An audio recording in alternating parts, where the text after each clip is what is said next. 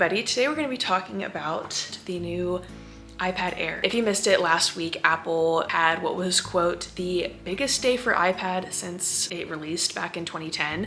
And basically they released the new iPad Air.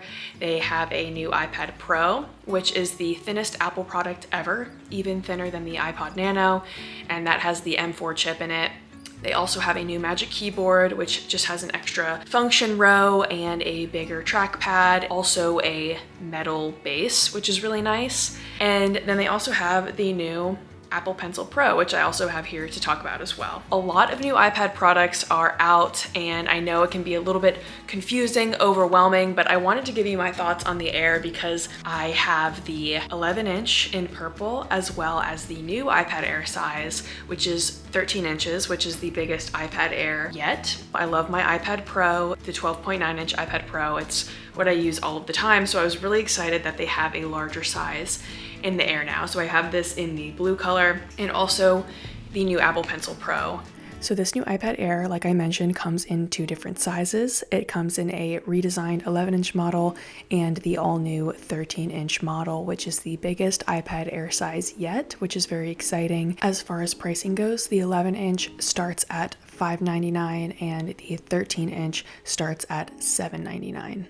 And this is in line with what the previous Air cost. The previous Air was also $599, but of course this Air is updated. It has new features, which I will talk about, but first let's talk about the new colors. So this new Air comes in 4 different colors. It comes in the new blue and purple, as well as the classic starlight and space gray. So you have a few different options there, some neutral options and some colored options as well. So what makes this new iPad Air different than the previous one? Aside from the new colors and the new sizes, this iPad Air is charged by the M2 chip. So the M2 chip is what previously came out in an iPad Pro, I think last year or so. So basically what this means is you're going to have a lot faster graphics performance, 50% more memory. There's going to be a 40% faster neural engine, which makes the iPad Air an incredibly powerful device. And you can use extremely powerful apps on this iPad now, from things like Procreate and Procreate Dreams to apps like Final Cut Pro and SketchUp, all the way to all of my favorite apps like Freeform, GoodNotes, Notion, etc. And of course, you're able to use all of this while having all-day battery life. So if you want to start trying out some of those bigger apps that you might use on the iPad Pro, you can try them out on here, and this will be able to handle it. And then if you end up using those apps a lot, then that's when you would upgrade to something like the iPad Pro. So I love that now we have a, just a faster, freshened up device. There is a improved screen. They also moved the camera on this to be in the landscape format. So the camera is now up here as last time it was right here. So it's here now. And just like previous generations, this iPad Air is compatible with the Magic Keyboard, which is my personal favorite keyboard for the iPad. So I'm really glad that they kept this device compatible with that keyboard. So if you already have one, you can just go ahead and use it on this device as well. And just speaking of cases, I just wanted to mention that there are new Smart Folio covers, which is always exciting for me because if you guys have been on the channel or follow me on social media, you'll know that my favorite iPad case is the Smart Folio case. I just think they're so sleek and nice, and I always love having more colors. And the only complaint I have for this case is that they need more colors. So anytime they release new colorways, I get very excited. And this iPad is compatible with 2 different Apple Pencil models. So it is compatible with the Apple Pencil Pro and the Apple Pencil USB-C. The only iPads that are compatible with the new Apple Pencil are the new iPad Air and the iPad Pro. So the new Apple Pencil Pro is priced at $129, which is the same price as the Apple Pencil 2nd generation, except this new Apple Pencil Pro comes with a lot more features, which I'm going to talk about right now. So first, I want to start with probably the most exciting feature in this new Apple Pencil, and that is the squeeze feature. So now you will literally just squeeze your Apple Pencil to bring up a toolbar, and you can use this in apps like Notes or Freeform, and you can just squeeze your Apple Pencil to bring up the tool palette. Also in apps like Procreate Dreams, if you squeeze your Apple Pencil, it will pause and play your animation. You can even squeeze to bring up your tool palette in Final Cut Pro to bring up the live drawing tools. And the squeeze feature is also customizable in settings, so you can change your squeeze to erase, switch to your last tool. Whenever you squeeze down right here, it kind of clicks down. You can even create a completely customized shortcut, so that way this click can literally do whatever you want. With the squeeze feature, you can also use it to access unlimited undo. So as you squeeze to undo, you can scrub through your history, and from there it makes it really easy to undo or redo steps in your process, and overall it's just very convenient. Another new feature to the Apple Pencil Pro is the barrel roll. So the barrel roll just changes the orientation of a shaped pen and brush tools by rotating the barrel of your pen, just like it would if you were using pen and paper. And I love using this before I write or draw so that I can actually see what the pen is going to look like before I put it onto the screen. I think this barrel roll feature is going to be a game changer for artists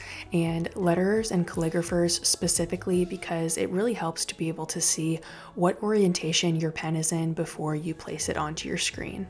It also supports the hover, which was similar to what came out with the last iPad Pro, is that you can hover and you can literally see the pen tip hovering on your screen. So you will actually see the pen thickness and size edit and change as you roll your Apple Pencil. And I think this will be really great for artists specifically. There's so many different brushes, and whenever you use them in different orientations, they might be a different thickness or a different style. So now you can really see what the pen is going to look like before you press it down and start writing. Also included in this Apple Pencil is something called haptic feedback, and basically every time you squeeze or a shape snaps into place, you will feel a light haptic tap confirming that the action is complete.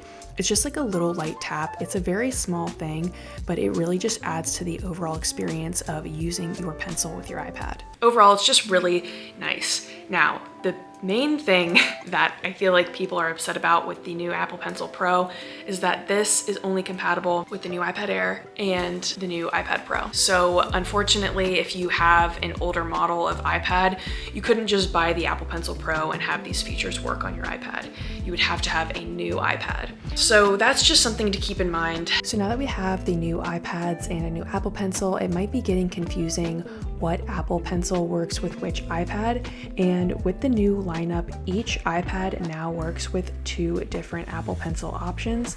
So essentially there is a more advanced Apple Pencil and then a more affordable Apple Pencil option for each iPad. So the new iPad Pro and iPad Air work with the new Apple Pencil Pro and the Apple Pencil USB-C. The iPad mini supports the Apple Pencil 2nd generation and the Apple Pencil USB-C, and the iPad 10th generation works with the Apple Pencil 1st generation and Apple Pencil USB-C. And hopefully this diagram will help you make sense of all of the Apple Pencil and iPad combinations. The iPad Air is just an amazing iPad for anybody. I think it's a great beginner iPad. I think it's great for people like me and like many of you guys who aren't using any crazy apps. I mean, I use Procreate, I plan, I can edit, I can do all of the things on this, but I don't need anything as robust and crazy as an iPad Pro. And really the main reason I had an iPad Pro in the past was because of the bigger size. And now they have the bigger size in the iPad Air. Overall, I'm really excited about all of the new iPads and just all of the new products around iPad that were released. It's very exciting, and it's the perfect time to invest in an iPad if you haven't, or to get an upgrade if you are due for one. So let me know what you guys think of all of the new releases below. I'll be curious to hear all of your thoughts. And if you have any questions, definitely leave them in the comments and I can do my best to try and answer those as well. But overall, it's always exciting to have a new iPad release, and I can't wait to start planning and editing using my new Air. So let me know what you guys think below. Thank you so much for watching, and I will see you guys in the next video.